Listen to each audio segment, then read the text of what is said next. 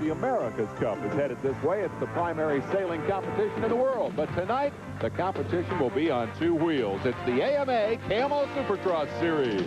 Hello, everyone, and welcome to San Diego. Dave Despain with ESPN Supercross analyst Larry Myers. We're here for round 5 of the 16-race AMA Camel Supercross Series. And, Larry, frankly, it has been a one-man show up until now. The question, I think, has become, can anybody stop Damon Bradshaw, or will he turn this into the longest-running solo performance in Supercross history? I'm beginning to think if anyone is going to stop Damon Bradshaw, it's going to be Damon Bradshaw. He lost the opening race, but then he went 3 for 3. Now he's looking for his 4th in a row. The only thing, Dave, that I see in the future for Bradshaw is that he's going to win unless he gets too careless. He's riding with a devil-may-care attitude, charge to the front, go for the win every week. That could be his downfall. Let me take you back to 1990. He won the opening 2 races of the season, and it looked like his year. He came to San Diego, this very venue, and crashed while leading. Might be a psychological problem here tonight. We're going to get a second opinion on this question. Can anybody stop Damon Bradshaw? We'll go to the floor of the stadium and hear from the 3-time Supercross champion, Bob Hurricane Hanna. Thanks, Dave. Last week, we talked a little bit about Damon Bradshaw being on a roll or having the big momentum on his side. And right after that, Damon went out and won his 3rd consecutive Supercross main event. So after the race, I went and talked to some of his competitors and asked them exactly how the series was going for them. And they sounded a little bit like President Bush's economic policy. Things are bad, and it's only going to get worse. If that's the case in San Diego and Damon Bradshaw wins here tonight, there's only one thing for his competitors to do. That's go home, call their managers, and find out exactly what second-place bonus money pays for them in the series, and be happy with that. Because that's probably as close as they're going to get to winning this 1992 Supercross Championship. Back to you, Dave. Well, Hanna says it's over if Bradshaw wins tonight. I'm not sure I agree. I know you disagree. I do that. We're going to hear from some riders later who definitely think that's not the case. Talk to me about this racetrack. It's tough. Riders have complained that it has not been tough enough lately. See that highlighted section? Moguls and whoops that are really nasty. It'll be plenty tough tonight. And we're lucky, Dave, that we even have a track. Look at this mess. Just yesterday, all of this rain, and they're trying to clean things up to get the track in. And, boy, we could have had a mud race here of first order, first degree. But instead, we have a beautiful track here tonight. It will be a serious challenge for the stars of Supercross. Can they beat Damon Bradshaw? We'll find out tonight on ESPN. Stadium in San Diego, where the teams who have qualified are preparing for tonight's championship main event. Mechanics play a significant role in getting these machines properly set up for the torture of Supercross. We're going to take a look at how these riders made it into the main event as we take you back to the beginning of the evening in the qualifying heat races. Heat race number 1. Launched down into turn number 1, and a guy who's been getting great starts all year got a terrible start tonight. Number 9, Jeff Mcgrath, found himself on the ground as the big guns of the series took off into the lead. These are the kinds of starts they've been wanting all year. There is Mcgrath coming back from the broken leg last summer, obviously okay and rejoining the race in last place. And here are the big guns. Number 2, Jeff Stanton, behind him the series champ, number 1, Jean-Michel Bale, and in the middle, Mike Kedrowski with a little bobble there that drops him off the pace. That is the section of the track, Dave, I believe that was highlighted in the map that we looked at earlier. We talked about a rough racetrack. Whoop, we have got it. The moguls, the whoop-de-doos, and you can see Stanton now propelling his Honda through them, are really tough. They're deep, and they're off-camber. Hard for a rider to develop a rhythm. Stanton says he likes rough racetracks and has always figured the rougher the better, that it was an advantage for him. Bale, the book on him says he's the smoothest guy in the series, and he can smooth out a rough racetrack. 2 different styles of riding. Jeff Stanton is a power rider. You know, he's a big, strong farm boy from Michigan. He holds onto the motorcycle, gives it whatever he wants to, and expects to recover from anything. Bale is just so smooth. He kind of floats over the top of the boats.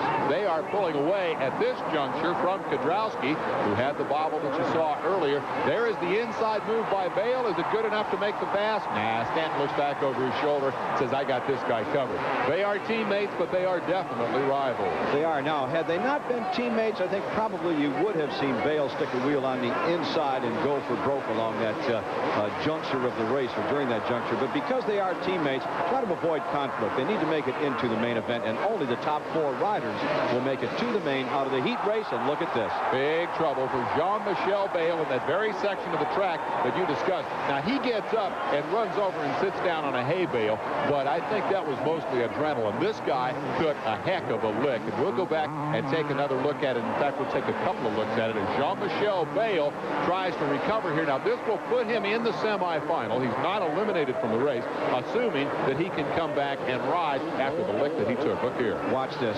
He just gets the motorcycle nose down, and he nosed into the side of that whoop-de-doo section, that big mogul. And Jean-Michel Bale isn't even thinking about getting back on the motorcycle at this point. Here it is again.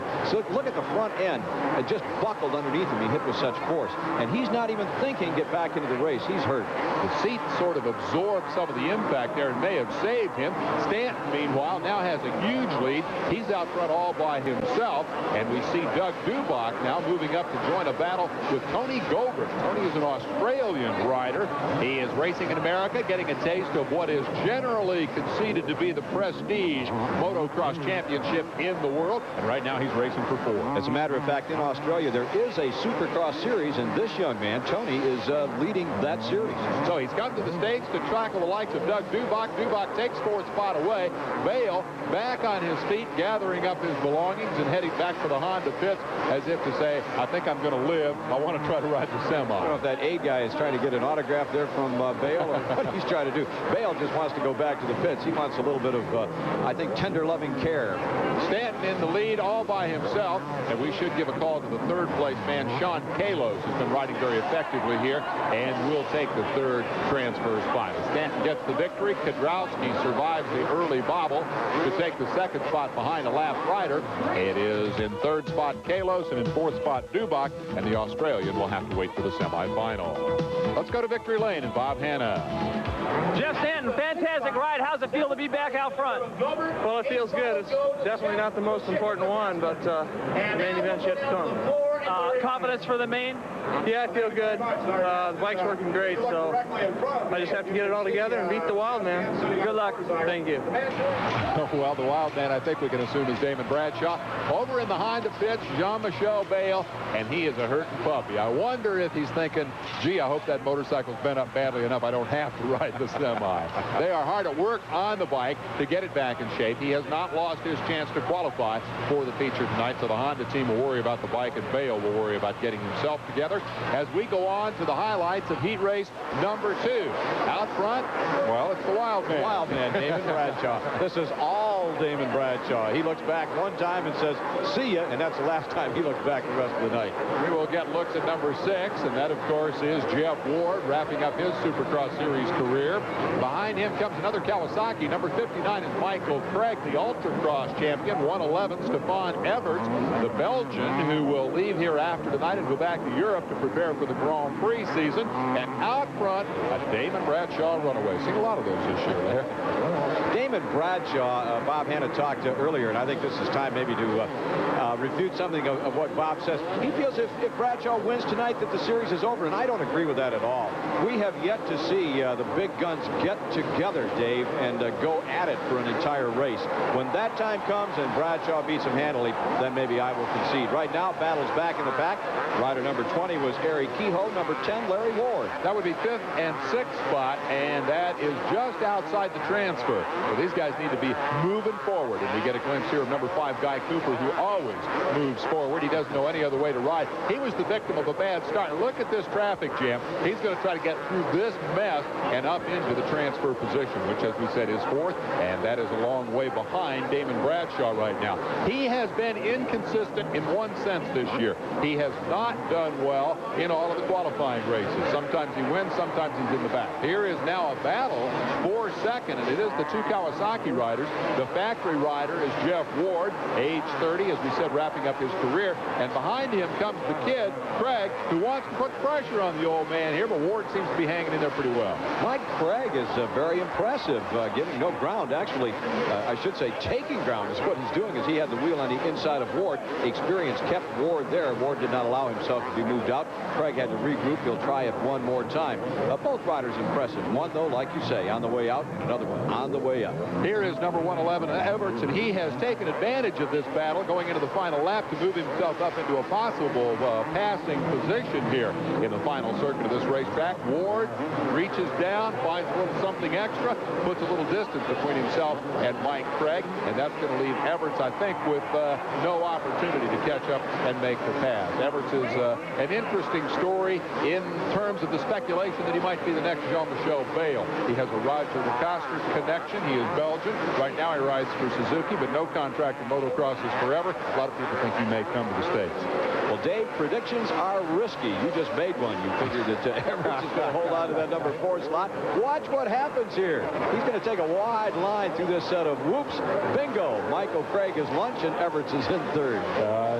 Predicting is indeed a dangerous business. Remember that, Bob Hanna, as this series unfolds. Here's the guy Hanna predicted to be the champion with a big clicker, Damon Bradshaw. Great style. Good ride for Everts as he takes the 3rd spot behind Jeff Ward. They are in lap traffic as they come across the checkered flag. And 4th spot for Michael Craig will, however, still be good enough for the transfer into the championship main event. Here is your top 4 from heat race number 2. Let's go trackside and find out about Damon Bradshaw's confidence level.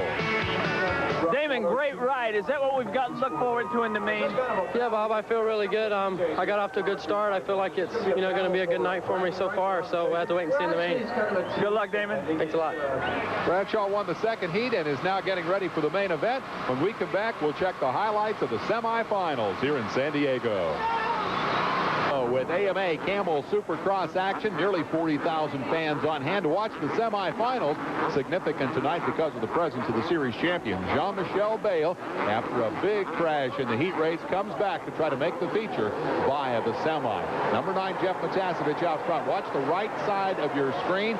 Young Jeff Emig over the handlebars and on his head. A little reminiscent of what happened to Bayle. Check it out, the highlighted circle. Here's Emig up, standing on his hands, still holding on to handlebars. I don't know if he thought he was going to save it at that point or not. He just dove off in front of the motorcycle. He was all right. Here he is talking with a couple of Team Yamaha members, and he's headed back to the pits. He'll be ready to go in the last chance qualifier. He'll have one more shot to make the feature. The top 5 finishers from this race are bound for the main, and this is 2nd, 3rd, and 4th place. You know one of these 3 guys. Number 1 is Jean-Michel Bayle. The other 2 are Mike Chamberlain, number 92, and number 826 is Goldberg, the Australian, and behind them come Coxey's Army, all trying to run down the leader, Matasevich. You see Bayle quickly disposed of those 2 guys. Now the question is, will he go for the lead? Bayle has spent the first couple of laps, I think, trying to find his sea legs, I think you would call it, if we came off one of those big sailboats that we saw in the early going here. He's feeling the track out, and I think more or less feeling out his own body, Dave. He's hurt. Chamberlain, meanwhile, reeled in by number 23, Ronnie Tishner. Florida boy coming back off a broken hand, suffered in a Japanese Supercross, made the feature a week ago in Seattle, trying to make it 2 in a row here tonight. Good move on Chamberlain as he rails around the outside and up into a transfer position. Tishner moves up to the number 3 position out of Palm Harbor, Florida. That drops Chamberlain back to 4th. Now, Chamberlain still is in a qualifying spot, as is number 826, the Australian rider. But here comes Gene Newmack. He's in 6th and looking for 5th. Tishner, meanwhile, trying to put as much distance between himself and that pack as he possibly can. The hero of this one, Jeff Matasevich, number 9, taking the checkered flag. Crashed in Minnesota, broke his leg. Doctor said 18 months on the sidelines. He came back 5 months later to race motocross, and very well, as you can see here tonight. Jean-Michel Bayle, a conservative 2nd place finisher. He'll be bound for the main event along with Tishner, Chamberlain, and Brooks. Let's go to Bob Hanna for an update on the physical condition of the defending series champ. Jean-Michel, you had a terrible crash in the qualifier. How'd you feel in the semi? Not too bad, I just try to race not too fast, try to see if I was okay for the main, and everything feels not too bad, so I think I'm gonna ride. You think you'll be all right in the main? Yeah, I think so. Good luck, Jean. Thank you. So the champ is alive and well. We go to highlights of the second semifinal. Number 5 guy, Airtime Cooper, out in front of his teammate. Number 10 is Larry Ward. Number 7, Michael Rocco. 20, Eric Kehoe. 39, Jimmy Button. And a cast of thousands for what would prove to be a pretty interesting race in this section of the racetrack. First to fall off, Mike Rocco, the winner of the series opener in Orlando, just got that same little whoop-de-doo section all wrong and tipped over. Didn't go down quite as hard. We'll take another look at it. Watch the Rocco. Comes off with a front end cock just a little bit, and then when he tries to give it some gas, it goes sideways on him. He just steps off nice and easy. No harm done. Something drops him back, and he's going to have to go to work all over. So now we pick up the battle that involves Kehoe, Button, and let's give Mickey Diamond a call, number 819. Now they're racing for transfer position, and they're going to come racing into that very same section of the track that has taken a toll already here tonight, and we'll show you another interesting little development. They're chasing Larry Ward. Got to watch number 39 Button, and up and over goes the motorcycle. Whack goes Diamond. He's on the ground. Button's motorcycle does a handstand, and I think that one too is worth another look. Rocco just kind of threads his way through there. He'll go on and make that transfer position. Here it comes again. Now watch Button. He just loses control. He gave it too much gas in the wrong place. The rear end kicked up. He went over the handlebars, a la Jeff Emig earlier, and no harm done again. They're both up. They'll have to go through the last chance qualifier. And so that cleans out some of the competition up front, leaves Ward and Kehoe running in the second and third spot. Nothing going for Cooper up front. He's got it all his way, an opportunity to show how he earned his nickname Airtime. 30-year-old veteran from Oklahoma, showing a lot of style. The degree of difficulty of the racetrack has been an issue as we watch Cooper come styling past the white flag. He's still got a lap to go. In Cycle News, the rider quotes have all said the same thing. Tracks have been too easy, and that's why Damon Bradshaw gets away, and they've certainly changed this track tonight. Well, I have not heard Damon Bradshaw say that they were easy, and in the time-honored tradition, Dave, the winner always says, you know, it's a great track. The losers always say it's too easy, it's too hard. They always have to have some reason or some, some reason for losing is what it amounts to. But they have made the track a lot more difficult, and we'll have to see when we get to the main event if that will make a difference or not. Cooper certainly seems to have it figured out. Remember, this is the semi-final. He just got a bad start in his heat race, wasn't able to make it all the way back to the front. Here's the section we've been talking about, and really what they've done is just laid those ruts in diagonally, and that's what makes them a whole lot more difficult to ride. It's hard to get a rhythm through there. Cooper has his rhythm as he turns for home. He will easily win this second semifinal over his teammate Larry Ward. Good run for Suzuki. Like that shot right there, down low and looking up at Airtime as he sails to victory in the second semifinal here in San Diego's Jack Murphy Stadium.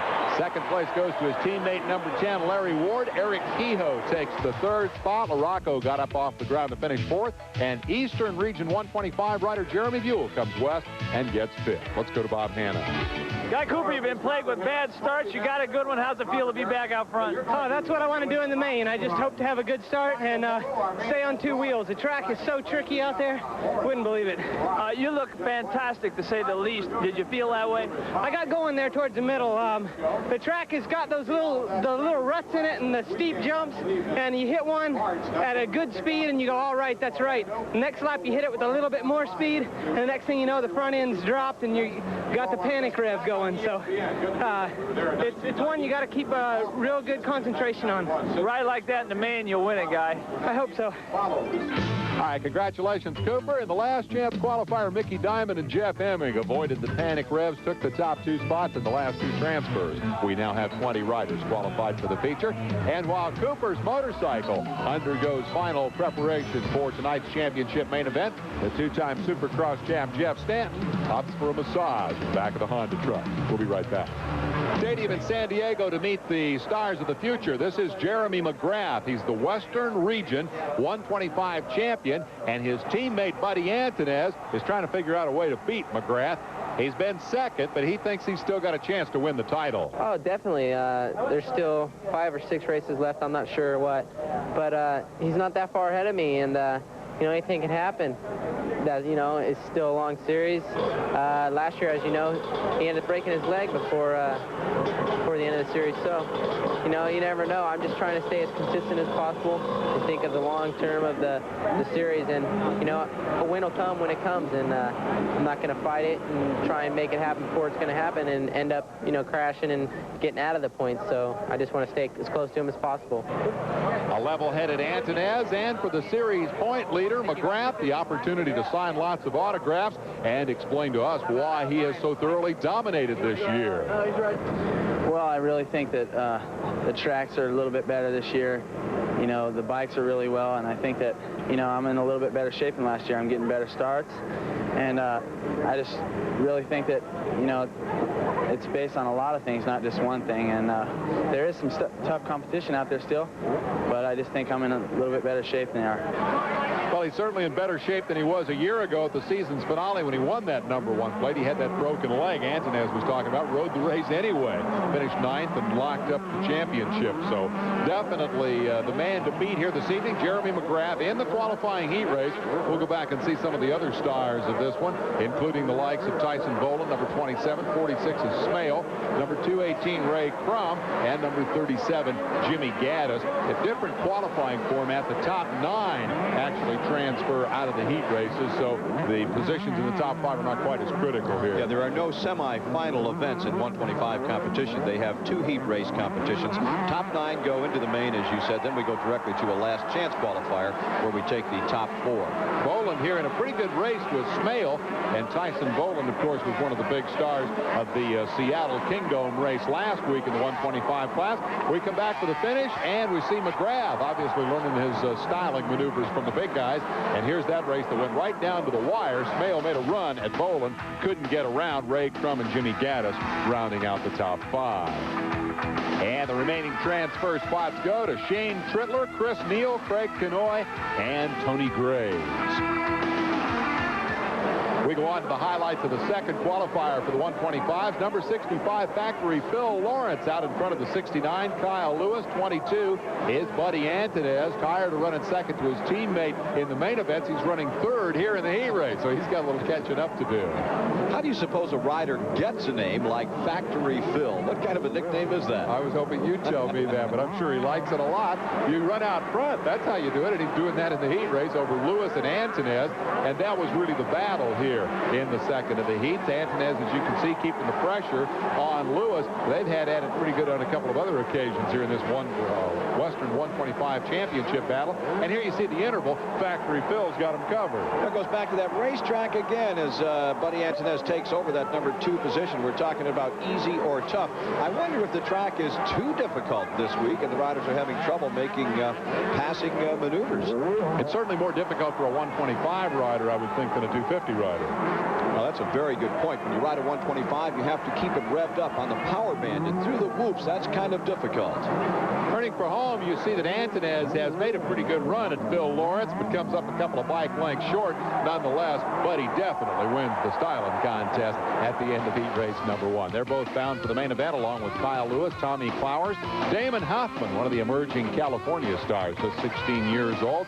The remainder of the transfers to Jason Krempen, Donald Upton, Mike Young, and Ryan Huffman out of heat race number 2. And for the record, the last chance qualifier moved Sean McAllister, Bubba Erickson, Scott Myers, and Mark Easley to the 125 main event, which will be coming up when we come back to Jack Murphy Stadium in San Diego. They go with Supercross action. Dave Despain, Larry Myers, and Bob Hanna covering the 125 main event highlights. Drop at the gate of the question here, not can anyone beat Damon Bradshaw, but can anybody beat number 1, Jeremy Mcgrath, who has his own little win streak going here in the support class? Well, the answer to that question is yes and no when it comes to the eastern region and western region. When you combine the two, and there are 2 regions in the country, Mcgrath was beaten earlier this season by Brian Swink. However, when we go to just the western region, and Jeremy Mcgrath is the defending champ, then no one can beat this young man. He's won 2 in a row and looking good right now to make it 3. As the series champion jumps out front. He is pursued this week by number 37, Jimmy Gaddis, and a host of others, and not clearly visible. Now coming into the screen, number 22 is Buddy Antunez. He's the guy who's been running second to Mcgrath, but tonight Antunez has got some catching up to do. They're teammates on that Pro Circuit Peak Antifreeze Honda-sponsored team, and you're right. Mcgrath has been the leader, and Antunez, number 22, has been the follower throughout the earlier races in the series, but right now it's Jimmy Gaddis that is doing the chasing, and Antunez trying to get his motorcycle unlimbered and put himself into a position to challenge. Mcgrath definitely motivated by that early season defeat. As we watch Antunez working the traffic, he put Chris Neal behind him with an impressive pass up on the rail, and now Neal falls into the clutches of number 27, Tyson Boland, and Boland appears headed for the front as well. Boland has not had a good start all season. If he ever gets one, I think he might be able to run with Mcgrath. You know, he's one of the journeyman 125s. He's been around for quite some time, 125 riders, I should say. He spent a lot of time in Europe, a lot of time campaigning in the Pacific Northwest, and he is a very capable rider and could run with Mcgrath. Right now it's Buddy Antunez that he's running with and trying to pass. Antunez, rider number 22, a teammate of Mcgrath, and way out front, Jimmy Gaddis, and of course Jeremy Mcgrath. And here's where the action is, Dave, back in the pack. Yeah, you got Chris Neal back there, pursued by Ray Crum, and hot on their heels, Lance Smale, Phil Lawrence. Factory Phil is in the middle of that, and by my count, that would be 5th, 6th, 7th, and 8th positions being contended by some guys who had great heat races, but are now struggling in the main event. And one question I have, Larry, is this whole issue of the difficulty of the racetracks. Now, look as they go here, 3, 4, 5 wide through the whoop-de-doos. There are a jillion different lines through there, and that's the one thing that's different about this racetrack from the ones we've seen earlier this year. It definitely is. The theory being, of course, when a track is really rough, that the better rider can make up some time on the lesser rider, if you will. When we have an easy racetrack, then all riders are pretty much the same. But here we have an opportunity for a really good rider to put his expertise to work and to make up some time. It has not affected the first 4. We're watching Chris Neal. Chris is currently 5th, and that's a good run for him as Lance Smale comes up to challenge him. It's the best Supercross performance of the year for Neal. Smale goes right by. Good example. Neal was hesitant. Smale was aggressive. Well, that's the kind of racetrack it is. It seems to be rewarding the better rider, and that, of course, is the objective. Here comes Phil Lawrence working his way. I should never have said that about Chris Neal. You pay the kid a compliment, immediately 2 guys come blowing right by him. Nonetheless, Neal with a top 10 finish, I think, would be pretty pleased with his run here tonight. He is definitely in fast company. These are position battles outside the top 5, bobbled there by Smale. The problem with those diagonal ruts is they can quickly throw the front wheel out from under you. You saw that earlier with Mike LaRocco. We're looking at a different type race in this 125 class, Dave, than we will see in the 250 main event. These are the youngsters. You know, they'll try anything. They're not afraid to go into a section where there are 4 or 5 guys right ahead of them. They'll just go ahead and dial it out and dive right into the middle of them. They're looking to make a name for themselves. The way they ride the track might be just a little bit different than we see Jeff Stanton, Jean-Michel Bayle, and Bradshaw go at it. Well, they are certainly under a different kind of pressure. There is a tremendous amount of pressure as we watch Phil Lawrence for everybody in Supercross. The pressure to maintain that #1 plate if you happen to be the champion. For Jimmy Gaddis, the pressure to get up there and prove that he can run with the fast guys. And for Antunez, we've already established the fact that he's got to beat his teammate or he's going to be forever classified as an also-ran. When you're in that championship level, then it's the responsibility to justify your $200,000 or $300,000 or $400,000 a year salary. As I'm watching this race unfold, the question in my mind is, can Antunez catch Jimmy Gaddis? Gaddis is the guy in the middle now. He's the meat in the Pro Circuit Peak Antifreeze Honda team sandwich, if you will. And that's where the excitement is going to come as this race continues to unfold. Whoa! Little bobble by Antunez. Now look at this. Major bobble. Tommy Clowers is caught under Ray Crum's motorcycle. Crum is beside himself with anger. He can't pick his bike up because Clowers is stuck underneath it. Do you think Crum thinks that Clowers likes it down there with his arm caught? Well, Crum was so frustrated that he went over. The upshot of this is he got on Clowers' motorcycle and took off, and they disqualified him for unsportsmanlike conduct. Let's throw in quickly that Clowers was okay. Checkered flag for the man who now makes it 3 in a row. Damon Bradshaw of the future, perhaps. Jeremy Mcgrath is the runaway leader of the Western Regional Championship. Gaddis holds off Antonez for second spot. Lewis and Voland round out the top 5 in the 1-2-5 division.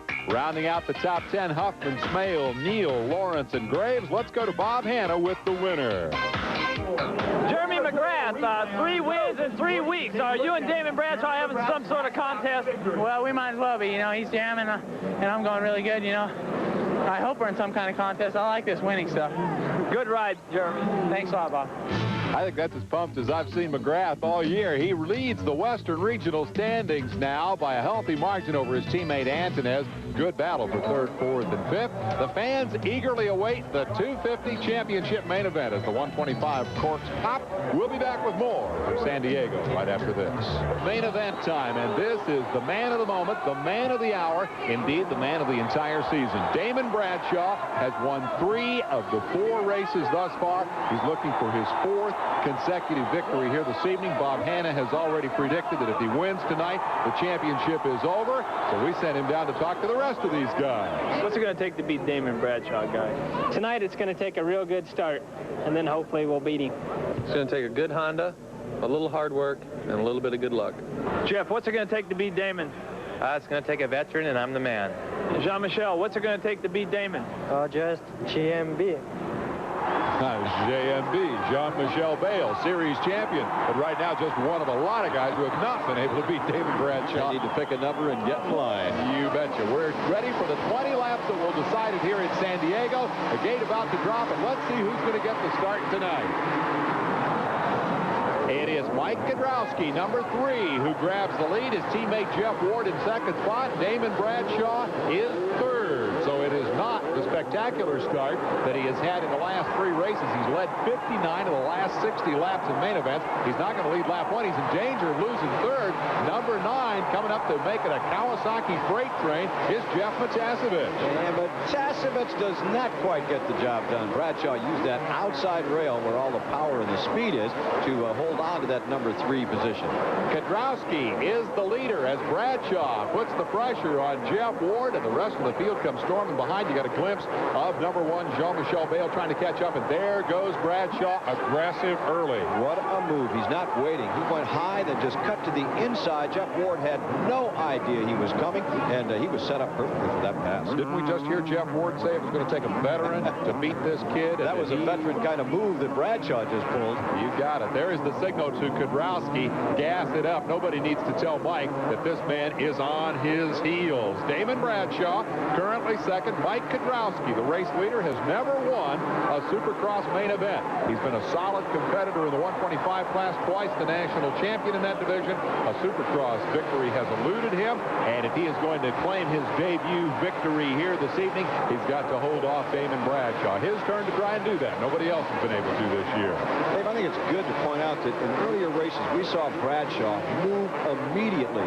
He would not follow. He immediately went to the front. Now, I want to go back and say that we had talked about Bradshaw being the only guy that could beat Bradshaw. And what I meant when I said that was that he's got to look out for these careless mistakes that you make when you're really aggressive early in the race. Now, right now, Bradshaw is kind of probing, and he's picking his place to pass on this racetrack. He's studying every move that Kudrowski is making and biding his time. When he makes the pass, it's going to be, I would think, a good, safe, clean pass, and he's not going to put himself in any danger. I think Bradshaw right now is really riding a smart race. And that alone is a big difference from what we've seen in the last 3 outings. He didn't wait for anybody. He didn't size anybody up. He just charged out, knew he could make the pass, made it, and went on his way. But now he is definitely measuring Kudrowski, and Kudrowski is riding very, very well. Together, the two of them are pulling away from the rest of the field, which very early in the race has a pretty significant gap back to the third-place man, Jeff Ward. For the record, the 2 Honda riders, and here they are,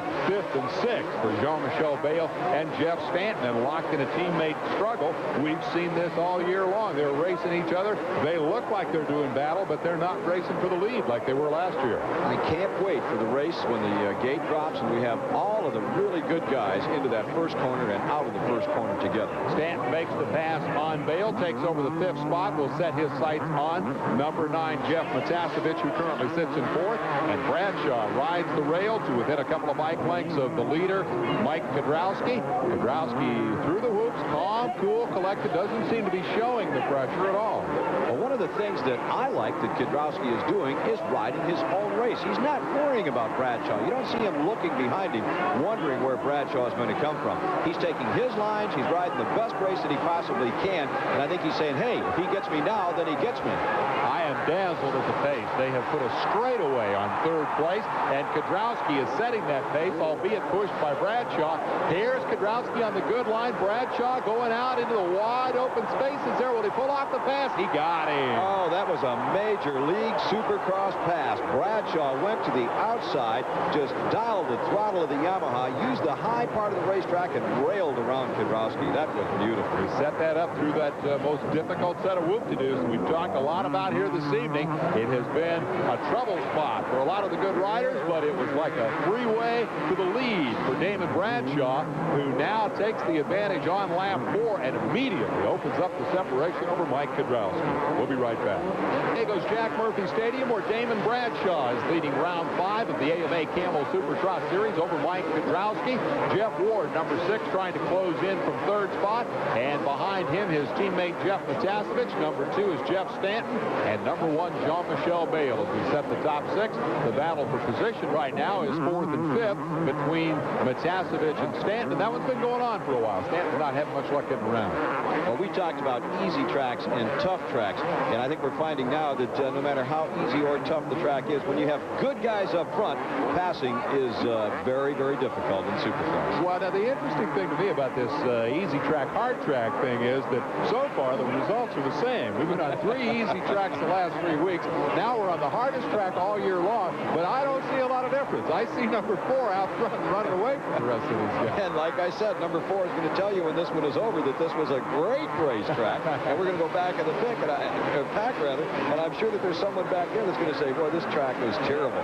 Got the terrible about this. Check out the action. Matasevich skimming the bumps, over the top, takes over 3rd. Ward up the inside, boom, hits him in the back. Stanton tries to come around Ward. Now they go 3 wide through the whoop-de-doos. 4 wide for a moment. Stanton charges between Matasevich and Ward and takes over 3rd. And here comes JMB right behind. What a battle for position. 3rd, 4th, 5th, and 6th are at issue.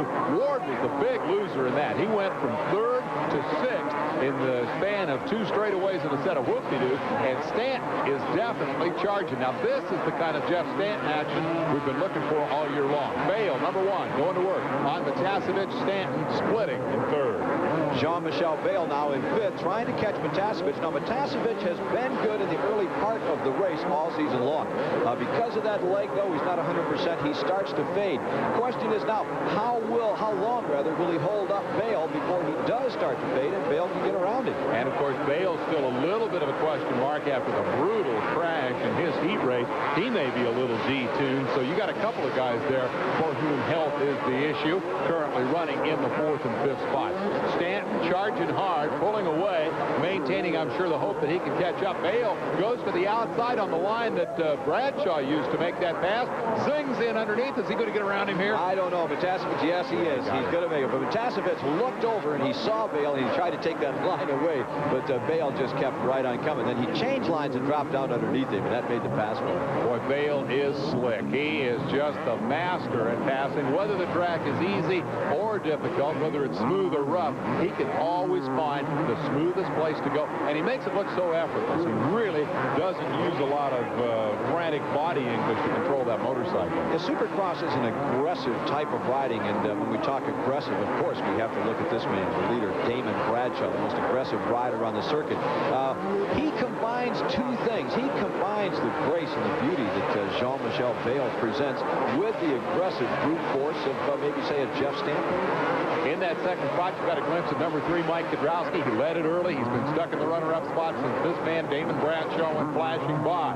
The question remains, can anybody beat Damon? Tonight, I don't see any likely candidates on the horizon. Matasevich has slipped back into the clutches of Michael Craig, who is having his best main event ride of the season. And yet, further back behind him comes number 7, Michael Rocco, who won at Orlando and is still trying to find the form that carried him to victory in that season opener. That is a trio of Kawasaki's working their way in positions 5th, 6th, and 7th. I'm going to give a call to the rider behind LaRocco. It's Jeff Ward as he continues to slip back. I see nothing on the surface that is wrong with Jeff Ward, but he must have some kind of a problem out there. Michael Craig takes a double jump where Matasevich took a single and takes a position for his trouble. Craig has a lot of experience on these stadium courses, generally racing with the Mickey Thompson Stadium Off-Road Series, that truck racing series where they tear up all those pickup trucks. Craig races in what's called the Ultracross Series that runs as a companion to that. Whether it means anything or not, this track was built by the same man that builds those tracks in that Ultracross Series, so that might be a plus for Michael Craig. He's certainly worked his way through all those Kawasaki's right now and is in line for a top 5 finish. Give a call to number 10, Larry Ward, number 5, Guy Cooper, of whom we've seen a fair amount here this evening. But in the main event, again, the bad start seems to be the bugaboo for Cooper. He's not been able to charge up into contention. And Mike LaRocco just took a piece of Matasevich there as he moves up one more. And again, you know, the track is tough, and Matasevich is fading maybe a little bit earlier than normal. My hat's still off to him, as you pointed out. I can't believe the guy is even riding. We'll be back with more of the San Diego Supercross. And aboard, Jeff Stanton just got a gimme. Mike Kudrowski bobbled for a moment, tipped over. Stanton comes by, takes over 2nd place. Kudrowski falls to 3rd. And meanwhile, there's a tremendous battle for 5th as Mike Craig comes under pressure from Mike LaRocco. A pair of Kawasaki Mikes, and LaRocco looking to the inside. Craig under a lot of pressure, responding pretty well, holds his line, and keeps LaRocco at bay for the moment. Moments over, LaRocco found a good inside line, said bye-bye. He takes over the number 5 position. Of course, immediately in front of him, Jean-Michel Bale in 4th. So the running order shaken a little bit in the top 5 spots. Check the interval here as Damon Bradshaw comes flashing by in the lead. And what a lead it is. The story of the 1992 Supercross Series. Bradshaw out front by how much? This much. Number 2, Jeff Stanton coming by. Now, Kudrowski got up off the ground and held on to 3rd spot, but Jean-Michel Bale is right there to attack him. And I think that will be the developing story because Bale seems to be in good health after that brutal heat race crash. He has been conservative this evening and now is ready to charge. You heard him say in the interview after the heat race that he was basically feeling, or after the semi rather, that he was basically feeling himself out for the main event. Now is the time for him to go. Yeah, I think probably, though, the first few laps he was still feeling himself out. My guess would be that he's, you know, with only one position or so to gain because of the huge gap in front of Mike Kudrowski between himself and Stanton and then on up to Bradshaw, that probably Bale is going to be content maybe with 4th place point. I don't look for a lot of action from the first 4 or 5 guys from here on out, Dave. I want to put you on the spot because you disagreed with Hannah that if Bradshaw won tonight, this championship is over. And I wonder what you think it is that's going to save the title hopes of, for example, Jeff Stanton, number 2. Well, I think that they all have a little bit left, and I think if they get off the line together that we're going to see them reach down and find that little bit extra, and I think we're going to see the matchups, the duels that we've been looking for all year long. I think Stanton can run with Bradshaw, and I certainly know that Bale can run with Bradshaw, and I think that they need to prove it to themselves, and the only way they're going to do that is not give away that 5 or 10 seconds at the beginning of the race. They've got to get off with Bradshaw, they've got to run with him, and then make the pass, and then I think we're going to see a whole new series. As we watch Stanton circulating in 2nd spot, there is a change in that 5th and 6th place battle. It's still LaRocco 5th, but the 6th place challenger is now Larry Ward as the number 59 bike of Mike Craig has fallen out of contention for that position. As we follow that LaRocco-Ward battle, I think there's one other point that should be made. Neither man will tell you this for the record, but Jeff Stanton and Jean-Michel Bale both believe that before this series is over, Damon Bradshaw will crash again and hurt himself again, and that's what's going to keep him from winning the championship. Yeah, well, that could be wishful thinking on their part, Dave. I think they're going to have to do it themselves. I know I've said that Bradshaw is his own worst enemy, and I still believe that, but oh, looky here. Oh, boy, talk about crashing. Stanton has crashed himself out of 2nd spot. Both Kudrowski and Bale get by and drop the two-time series champ to 4th. So Damon Bradshaw is your leader. We'll take a look at the top 5 and be back in San Diego for the finish right after this. Stadium in San Diego, California, to the Damon Bradshaw Domination Tour 1992. He is en route to the 4th straight victory that Bob Hanna talked about at the top of the show. He is the class of Supercross with his 4th win in 5 starts, assuming he can hang on to this thing for one more lap. Let me throw in a little-known fact, or things you don't think about in Supercross. The last time anyone won, or a rider, I should say, won 4 in a row, it was Rick Johnson. And here's the little-known fact: the tuner, the same guy that tunes for Damon Bradshaw, Brian Lunas. I'll tell you what, Brian Lunas is a guru of this sport. He's a guy we're going to have to go spend some time with here the next couple of weeks, because he is very much a part of Damon Bradshaw's success. He's been a stabilizing influence on a teenage kid known for his wild riding. He's focused Damon Bradshaw, and he has been very much a factor in this win streak that threatens to turn the 92 season into a runaway. Fair to say there's been some great racing. It's all been the race for second spot. Damon Bradshaw, 19 years old, out of Charlotte, North Carolina, riding like a man possessed. He wants to win this championship by about 200 points. Look at here, battle for second, final lap. Mike Kudrowski under pressure. Here comes Jean-Michel Bale, saving his best for last. Think he can get around him? Oh, he's going to try every line on the racetrack. Look at there. He's going to the inside. Now he'll switch back to the outside, try to cut across. Make it official. Bradshaw wins. Who's going to get second spot? Here they come. Give it to Kudrowski. Bale made it look close. It wasn't that close. Couple of bike legs. Jean-Michel Bale settles for 3rd. Bradshaw has made it 4 in a row, 4 out of 5. He dominates the 1992 season. Kudrowski, Bale, Stanton, and LaRocco round out the top 5. Rest of the top 10. In 6th spot, we find Larry Ward, Guy Cooper, Doug Dubach, Mike Craig, and Jeff Matasevich. Let's go to Bob Hanna with the winner. Damon Bradshaw, that's 4 in a row, and you're looking better every week. How you doing this? Well, I don't know. Everything just seems to be coming together for me. You know, I'm getting those good starts that I need. This Team Yamaha's working really good. This bike's working good. Me and my mechanic and the whole team are working really good together, so we got a good package going. They didn't make it as easy on you tonight. You had to come from 4th. Was that any trouble? I mean, I had to work. You know, it wasn't easy. You know, it took me a little bit to get by Mike. The track was, you know, a little difficult to pass on, but you know, they tried to make it a little more tougher on me this week, but I think it just made it, you know, maybe a little more even for the guys. Well, good luck for making it 5 in a row in Atlanta, Damon. I sure hope so. That'll be back on the East Coast. This is what I want to do, to go back to the East Coast with a lead. Thanks. That's not a lead. That's a blitz by Supercross standards. 20 points is Bradshaw's advantage over Stanton. Bale, LaRocco, and Cooper round out the top 5. Bradshaw alludes to the fact that they tried to make the track tougher, and it didn't make a bit of difference tonight. Damon picks up a $2,000 bonus for winning the fastest heat and the main event, and they head back east, and I think that's the rest of these guys' worst fear. You know, with a 20-point lead, Bradshaw could actually stay home a weekend and still be in contention for the title. Now, you may have hit on something right there. A 1-week suspension for Damon Bradshaw may be just what we need to make this thing a battle for the championship. That's it from San Diego. Bradshaw wins again. Dave Despain for Larry Myers and Bob Hurricane Hanna. We'll see you next week.